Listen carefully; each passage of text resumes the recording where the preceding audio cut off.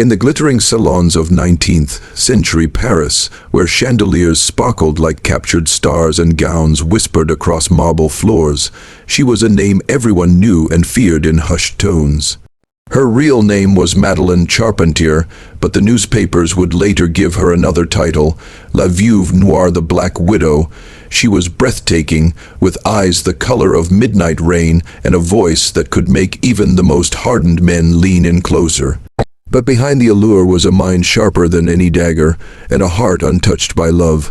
She arrived in Paris a young widow, her first husband, an older textile merchant, having died suddenly of what the doctor called natural causes. He left her a small fortune, enough to place her in the circles of the elite, but for Madeleine this was only the beginning. One by one, she married men of influence, bankers, landowners, and even a minor aristocrat. Each man seemed captivated by her grace and poise, convinced he had found a devoted wife, and each man, within a few years, was carried to his grave, always sudden illnesses, always large inheritances. Madeleine never stayed idle between marriages. She cultivated friendships with the wives of powerful men, listened more than she spoke, and learned the vulnerabilities of those around her. She understood the weaknesses that pride, vanity, and greed created in people. She never rushed. Months, sometimes years, passed before she acted, but there were whispers. A cousin of her third husband noticed that each of her marriages ended with similar symptoms: fevers, weakness, and confusion. A maid once swore she saw Madeleine emptying a small vial into her husband's evening wine. Yet without proof, the rumors stayed in the shadows. Her downfall came not from her enemies, but from her own arrogance. In 1893, she married Henry Duval, a shrewd businessman who was as calculating as she was. Henry began to notice her subtle questions about his will, her sudden interest in his life insurance policies. Instead of confronting her, he set a trap. One evening, Henry fell ill and summoned the police, claiming he had been poisoned. When they searched Madeleine's private vanity, they found small packets of powdered arsenic. This time there was no escape. The trial captivated Paris. The elegant widow who had glided through the city's finest halls now sat behind iron bars, her gloved hands shaking for the first time. She denied everything, but the jury saw through her charm. She was convicted, her fortune seized, and her name forever etched into the darker pages of Parisian history. Madeleine's story is more than a tale of crime, it's a warning. Charm without character is poison. Greed is a hunger that can never be satisfied, and ignoring the quiet voice of caution can cost more than money, it can cost lives. The Widowmaker of Paris reminds us that love without truth is not love at all, it is a transaction waiting to turn deadly. There is a certain kind of person who can walk into a room and, without saying a single word, command attention. Their presence feels magnetic. They know exactly how to hold your gaze just long enough to make you feel special, how to tilt their voice to match the mood, how to give a compliment that lands like a gift you didn't know you needed. These people are masters of charm, and charm in itself is not a bad thing. In fact, when combined with kindness and integrity, charm can be a beautiful tool for building relationships, creating opportunities, and making others feel valued. But here lies the danger. Charm without character is a loaded weapon in the wrong hands. It is the velvet glove covering an iron fist. It disarms you, lowers your guard, and makes you believe you are safe, when in reality you are standing on the edge of a cliff. In the story of the Widowmaker of Paris, Madeleine Charpentier possessed this exact quality. People weren't just drawn to her beauty. They were drawn to the way she made them feel seen, important, even desired.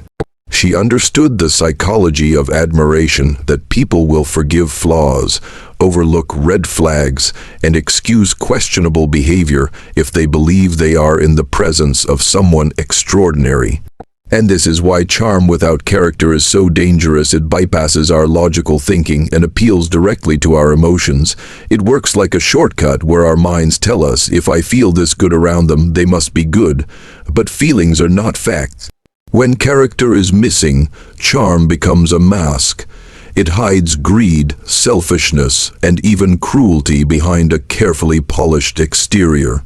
You may find yourself explaining away the lies, ignoring the inconsistencies, or justifying the manipulative behavior because you are too caught up in the intoxicating feeling of being chosen, admired, or desired. Many of Madeline's victims were not unintelligent. They were accomplished men, businessmen, aristocrats, men of influence, yet they fell into her trap because they confused charm for trustworthiness. They saw what they wanted to see, not what was truly there, and by the time the truth revealed itself, it was too late. This is not just a story from 19th century Paris, it's a timeless truth that plays out in boardrooms, relationships, friendships, and even politics today. We live in a world where charisma is often mistaken for credibility. A confident smile, eloquent words, and the ability to make you feel understood can create the illusion of integrity. But without genuine character, these traits are nothing more than tools of manipulation. So how do we protect ourselves from this kind of danger? The answer lies in shifting our focus from how someone makes us feel to how someone behaves consistently over time. Charm can be turned on and off, but true character is revealed in the small, everyday decisions: how they treat people who can't help them, how they handle failure, how they act when no one is watching. Here are 3 guiding principles to remember. 1. Watch for consistency, not performance. Anyone can act kind for an evening. Real kindness shows up repeatedly, even when it's inconvenient. 2. Pay attention to how they treat the powerless. It's easy to be polite to someone who can offer you something. Watch how they treat the waiter, the cleaner, the stranger on the street. 3. Don't rush trust. Charm works best when it speeds up intimacy. Slow down. Time is the enemy of deception because lies eventually reveal themselves. Charm is like a beautiful painting. It draws you in, captures your attention, and makes you feel something. But character is the canvas underneath. Without it, the beauty fades, and what's left is nothing but an empty frame. Madeline's charm built her a world of luxury, influence, and admiration, but because she lacked character, that world crumbled into a prison cell. And this is the ultimate lesson: charm can open doors, but only character can keep you in the room. If you find yourself in the presence of someone magnetic, don't just ask, "Do I like them?" Ask, "Do I trust them?" And then, more importantly, ask why. If your only answer is, "Because they make me feel good," you might be standing in front of a widowmaker of your own, someone who isn't there for your well-being, but for your benefit to them. Remember, charm without character doesn't just hurt individuals, it can poison entire communities, destroy organizations, and topple nations. Learn to recognize it, and you'll not only protect yourself, but you'll also safeguard the people and values you hold dear. Charm attracts, character sustains. Choose to be the kind of person whose charm is built on the solid foundation of honesty, empathy, and integrity, and never fall for the kind of charm that is built on nothing at all. Love is one of the most powerful forces in the world. It has inspired people to write poetry, cross oceans, and even lay down their lives for someone else. But love's very power is also what makes it so vulnerable to deception. Because when we long for it, when we crave connection, we can become blind to what's really in front of us. And sometimes what stands before us isn't love at all, it's greed dressed in love's clothing. Greed doesn't always look like piles of gold or a person rubbing their hands together in hunger for wealth. Sometimes greed is subtle. It speaks in sweet words. It makes promises of forever. It wraps itself in romance, laughter, and tender gestures. On the surface, it can seem indistinguishable from genuine affection, but there is a difference, a dangerous one. Love gives, greed takes. Love sacrifices, greed demands. Love protects, greed exploits. In the case of the widowmaker of Paris, Madeleine Charpentier never married for companionship, shared dreams, or a desire to build a life together. She married for assets, estates, influence, and the kind of wealth that would guarantee her comfort and status. She understood that society would celebrate a beautiful love story far more than a cold transaction, so she played the part of a devoted wife. Her words were tender, her presence attentive, and her smile perfectly timed. To her victims, she appeared to be the answer to every romantic dream. In reality, she was calculating their worth not in love, but in francs. And this is the danger. When greed disguises itself as love, it doesn't announce its presence. It hides, it watches you, it learns your vulnerabilities. It gives you exactly what you've been longing for: attention, validation, affection, but every gesture has a price tag you don't see until it's too late. This isn't just a story about a 19th century Parisian widow. It happens in business partnerships where one person pretends to be a loyal friend but is secretly eyeing your resources. It happens in friendships that are warm until the favors stop. It happens in families when inheritance becomes more valuable than blood. And it happens in romantic relationships when someone sees your trust, not as a gift to protect, but as a gate to raid. So how do you tell the difference between love and greed when they can look so similar in the beginning? Here are some principles worth holding close. 1. Observe their intentions over time. Genuine love is consistent. It doesn't disappear when the benefits run out. Greed, however, grows restless when there's nothing more to gain. Ask yourself, would this person still be here if the money, status, or opportunities vanish tomorrow? 2. Look for balance in giving and taking. Love naturally gives without keeping score. Greed takes while pretending to give. If you notice that the sacrifices are always one-sided, you give, they receive, you may not be dealing with love at all. 3. Watch how they handle no. Greed cannot handle boundaries. If you refuse to give more, a greedy person's warmth will often turn to coldness, manipulation, or anger. Love respects your limits. Greed resents them. 4. Examine the core motivation. Do they seem invested in you, your well-being, your growth, your happiness, or are they more invested in what you provide? A person who loves you will value you even when you have nothing to offer. Madeline's husbands believed they were chosen because they were special, worthy, and deeply loved. In truth, they were chosen for what they owned and what they could leave behind. By the time they realized it, they were too entangled emotionally, socially, and in some cases, physically, to escape the web she had spun. The tragedy of greed disguised as love is that it doesn't just take money. It robs people of trust. It leaves scars that make future relationships harder to build. Once burned, a person may spend years second-guessing genuine affection, wondering if every kindness hides an agenda. And this is why recognizing the difference is so important. The more clearly we can see the motives behind the affection we receive, the better we can protect ourselves, not by building walls so high that love can't reach us, but by building gates that open for the right people and remain closed to those who would harm us. True love is not threatened by scrutiny. If you take your time, ask questions, and set boundaries, someone who truly loves you will remain. Someone who is only there for personal gain will drift away. And that's a blessing. Better to lose them before they take more than you can afford to give. The lesson of the widow maker of Paris is timeless. Love is a treasure, but greed is a thief. Don't confuse the two. Learn to see past the sweetness of words and the sparkle of charm, and look for the evidence of genuine care, because real love will never have a hidden price. In a world that rewards speed, instant responses, quick deals, fast results, patience often feels like an old-fashioned virtue. We're told that success belongs to the bold, the quick, the first to act, but history, both noble and dark, teaches a different truth. The most significant victories and the most devastating betrayals are often won by those who understand the art of waiting. Patience is not laziness, it is not hesitation, it is not fear. True patience is a strategy, a deliberate choice to hold your position until the exact right moment. It is calculation wrapped in restraint. Madeleine Charpentier, the infamous widow maker of Paris, embodied this principle in its most dangerous form. She never rushed her ambitions. She didn't marry a man after knowing him for a week, nor did she push for financial gain too soon. She observed, she studied, she learned every detail about her target's habits, weaknesses, and desires.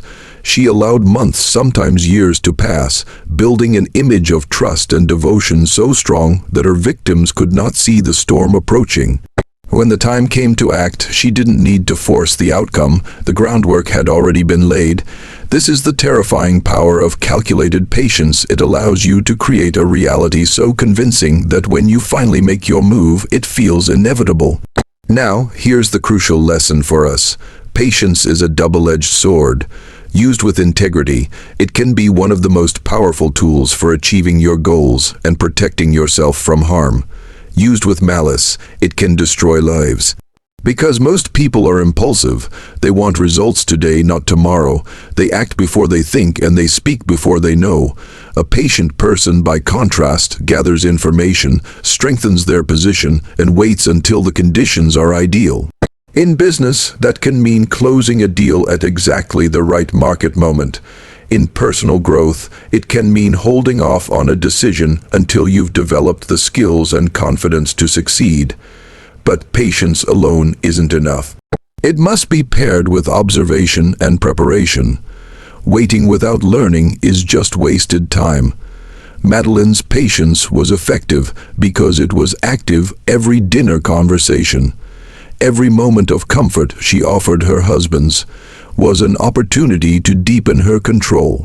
She wasn't idle, she was positioning herself. Here are 3 truths about calculated patience that can change the way you approach your own life. 1. Patience builds leverage. The longer you wait, the more you can gather knowledge, resources, allies. Acting too soon can leave you vulnerable, but waiting with purpose increases your advantage. 2. Patience reveals character. Yours and theirs. Time is the enemy of pretenders. The longer you observe someone, the more their true self appears. If Madeline's victims had been patient, they might have seen through her performance. In your own life, patience allows people's actions to confirm or contradict their words. 3. Patience creates precision. A rushed arrow misses its target. A well-aimed one, drawn at the right moment, hits the center. Patience ensures that when you act, you do so with accuracy and confidence. But there's a danger. If you let impatience push you into action too soon, you can undermine everything you've built. Many people sabotage themselves by demanding immediate gratification instead of playing the long game. Think of the entrepreneur who quits just before their breakthrough, the athlete who stops training because results are slow, or the investor who pulls out right before the market turns. Madeline's patience, though twisted in purpose, teaches us that time can be a weapon or a shield depending on how we use it. The same discipline she used to deceive can be used to build, to create strong relationships, to master skills, to achieve dreams others give up on. In your own journey, ask yourself, am I acting because it's truly the right time, or because I'm afraid of waiting? Am I using my waiting period to prepare, or am I simply doing nothing? If I had to defend my timing, could I prove it's strategic, not emotional? Patience doesn't mean standing still forever. It means knowing when to stand still and when to move. It means trusting that rushing into something unprepared can be far more costly than waiting a little longer for the right moment. The story of the Widowmaker of Paris is a chilling reminder that calculated patience can topple the unwary. But in our own lives, that same principle, rooted in integrity, not greed, can protect us from rash mistakes and give us the strength to win the battles that truly matter. So, be patient, but be calculating in your patience. Build, observe, prepare. And when your moment comes, act with the full force of everything you have learned. Because when patience and preparation meet opportunity, success is no longer a matter of luck, it is inevitable. In every tragedy, every betrayal, every heartbreak, there are always moments, sometimes small, sometimes glaring, that in hindsight we recognize as warnings. They are the flickers of truth that pierce through the illusion. A strange comment, a sudden change in behavior, a gut feeling that something is off. The problem is, we don't always want to see them. When emotions are involved, whether it's love, friendship, or business, we can become experts at justifying what doesn't feel right. We tell ourselves it's nothing. We rationalize they didn't mean it that way. We excuse everyone makes mistakes. But deep down, we know something is wrong. In the story of the Widowmaker of Paris, Madeleine Charpentier's victims had warning signs from the very beginning. One husband fell ill after a dinner where she was the only one who prepared the wine. Another noticed she was unusually interested in his will, asking casual questions about life insurance. A maid saw her handling strange powders in her private room. Each of these moments was a red flag waving in plain sight. But instead of confronting the truth, they explained it away. Why? Because the human heart is deeply invested in its own comfort. To face a warning sign is to face the possibility that the person you trust, the person you love, might not be who you think they are. That realization is painful. It can shatter the life you've built in your mind. So we ignore it. We convince ourselves it's safer to believe the lie than to endure the discomfort of the truth. The truth, however, is always there waiting for the moment when it can no longer be hidden. By then, the cost of ignoring the warning signs is often far greater than we could have imagined. Why we ignore warning signs? 1. We're afraid of losing the relationship. Acknowledging a warning sign means acknowledging that we might need to walk away. And walking away means facing loneliness, starting over, or admitting we made a mistake in trusting someone. 2. We're blinded by emotional investment. The more time, money, or energy we've invested, the harder it becomes to accept that it might have been a mistake. This is called the sunk cost fallacy, holding on not because it's good for us, but because we've already given so much. 3. We confuse hope with reality. We hope they'll change. We hope we're wrong. Hope is a beautiful thing when grounded in truth, but dangerous when it blinds us to facts. The cost of ignoring the signs in Madeline's case, the cost was life itself. Her husbands didn't just lose their fortunes, they lost their future. And this is the sobering lesson. Ignoring small warning signs allows them to grow into irreversible consequences. But this doesn't just apply to toxic people. It applies to business deals that seem too good to be true. To health symptoms we brush off, to opportunities that seem rushed and force us into quick decisions. Warning signs aren't always dramatic. Sometimes they're just small whispers saying, "Pay attention." How to stop ignoring the warnings? 1. Listen to your gut. Intuition isn't magic, it's your brain picking up on subtle patterns and inconsistencies before you consciously notice them. If something feels wrong, pause and examine why. 2. Seek outside perspective. When you're emotionally invested, you can lose objectivity. Ask a trusted, unbiased person what they see. They might point out patterns you've been avoiding. 3. Look for consistency. A one-time mistake might be human error. A repeated behavior is a pattern, and patterns tell the truth about character. 4. Don't rush to silence doubt the moment you feel doubt. Don't smother it with excuses. Investigate it.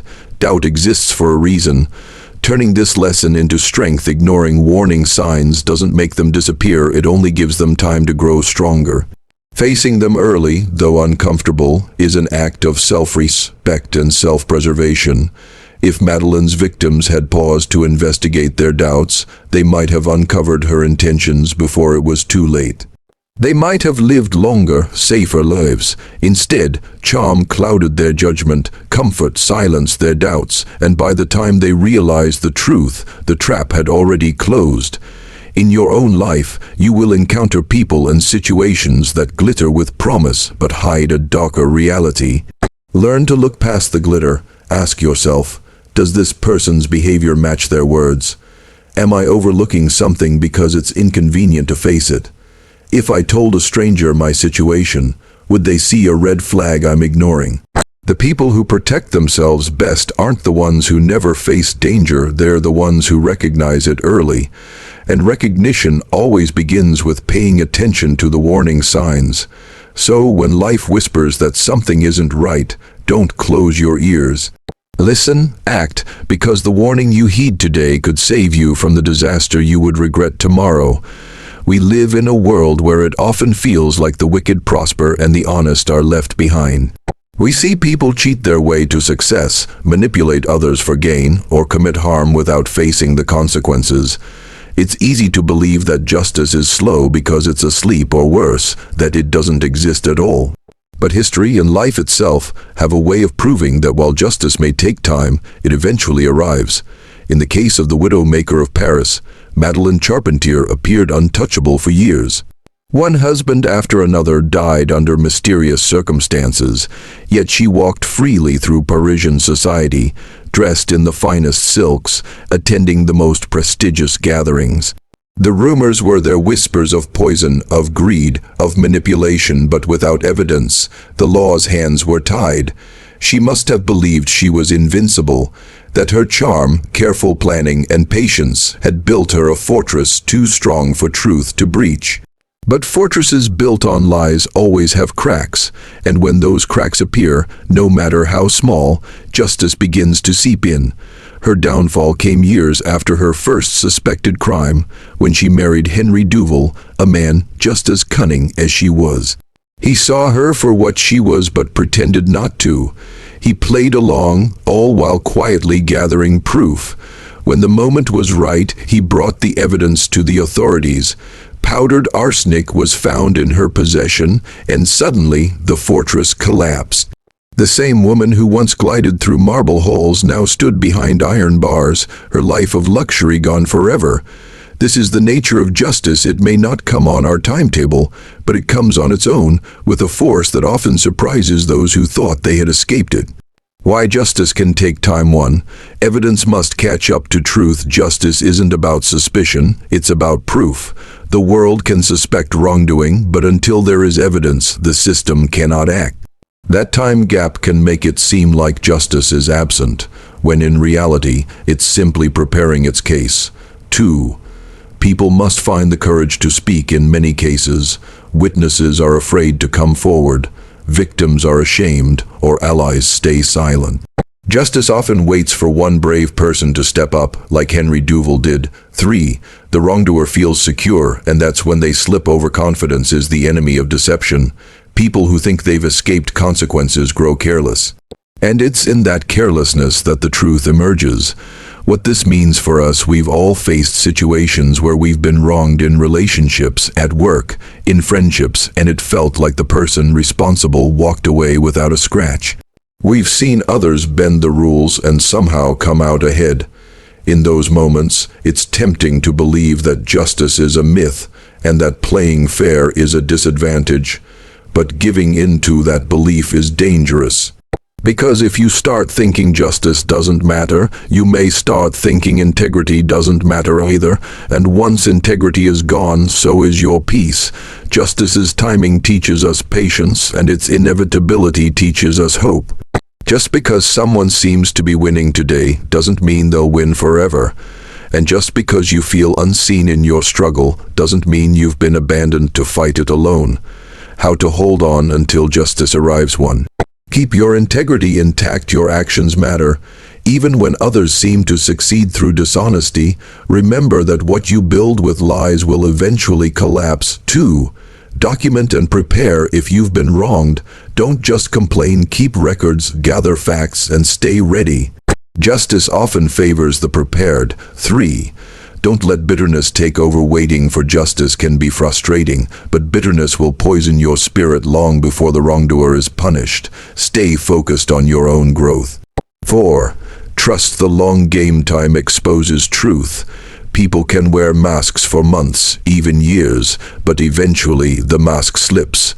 Madeline's story proves that no matter how carefully someone hides, the truth eventually catches them. For years she dined at the finest tables, her hands gloved in elegance. But one day those gloves came off and the world saw what was underneath. Justice may come late, but it comes, and when it does, it often arrives with a completeness that no one can escape. So if you are in a season where it feels like someone has wronged you and walked away free, don't lose heart. Keep living with integrity. Keep building your life on truth. Let them have their moment of triumph, because if it's built on deceit, it's only a matter of time before it crumbles. Time may protect the guilty for a while, but time also builds the case against them. And when the moment comes, justice will not knock politely, it will break down the door. In a world obsessed with quick gains and instant gratification, the temptation to take shortcuts can be overwhelming. Some believe that clever manipulation or bending the truth is the way to get ahead, but history has shown us time and again that a life built on deception is like a house on sand. It may stand for a while, but it will crumble under the weight of its own lies. Integrity, on the other hand, is like building on solid rock. It doesn't promise the fastest rise, but it ensures the firmest foundation. Integrity isn't about perfection, it's about alignment between what you say and what you do. It's about keeping your word even when it's inconvenient, telling the truth even when a lie would be easier, and treating people with fairness even when no one is watching. In the story of the widow-maker of Paris, the tragedy didn't just lie in her crimes, it lay in her belief that charm, cunning, and greed could replace the deeper value of honest living. She thought she was building a life of luxury. In reality, she was building a cage that would eventually close in on her. When we live without integrity, we may impress others for a time, but we will never earn their lasting trust. Trust is not given, it is built over years, and it can be destroyed in seconds. Imagine two business partners. One cuts corners, hides losses, and misleads investors. The other remains transparent, even in failure. In the short term, the dishonest partner might seem more successful, but eventually, truth has a way of rising to the surface, and when it does, it wipes out years of false progress in a single blow. The honest partner, however, may grow slowly, but they grow steadily and they can sleep at night without fear of exposure. Integrity also influences the way we see ourselves. When you live in dishonesty, you're constantly performing wearing a mask that you hope no one will see behind. You become a prisoner of your own deceit, forever anxious that the truth will find you. But when you live in integrity, you carry no such burden. You don't need to remember your lies because you're telling the truth. You don't need to fake loyalty because you mean it. Your peace of mind is your constant companion. This doesn't mean that people of integrity never face challenges. In fact, choosing the honest path often means facing harder challenges, at least at first. The dishonest path may seem easier because it offers quick rewards without the same immediate cost, but those rewards are fleeting. A dishonest person spends their life running from their past. An honest person spends their life building their future. Even in the professional world, integrity stands out. Employers, clients, and colleagues value reliability more than charm. Skills may get you in the door, but integrity keeps you in the room. If people know they can count on your word, they will entrust you with more responsibility. Conversely, once you're labeled as untrustworthy, opportunities dry up not because of your ability, but because no one wants to build with someone who might betray them. Integrity also serves as a shield in times of accusation. If you've built a life of honesty, people are less likely to believe false claims against you. Your reputation becomes your defense. On the other hand, if you have a history of deception, even an unfounded accusation can destroy you because people will think that sounds like something they would do. Living with integrity is not a one-time decision, it's a daily choice. It's choosing not to take the easy lie over the hard truth. It's refusing to benefit at someone else's expense. It's holding yourself to the same standards in private that you uphold in public. And it's understanding that success built on deceit is just failure with better lighting. The widow-maker believed she was clever enough to outwit the world, but she didn't realize that every dishonest choice was another stone in the wall that would eventually trap her. Her story is a warning. You may escape justice for a while, but you will never escape yourself. When the applause fades and the curtain falls, you will be left alone with the person you chose to become. So choose integrity not because it's easy, but because it's right. Choose it because it gives you freedom, peace, and the kind of success that doesn't require hiding. Choose it because at the end of your life you will want to look back without shame. Money, charm, and cleverness may win you temporary victories, but integrity will give you a legacy, and that legacy will outlive you, speaking louder than any lie ever could.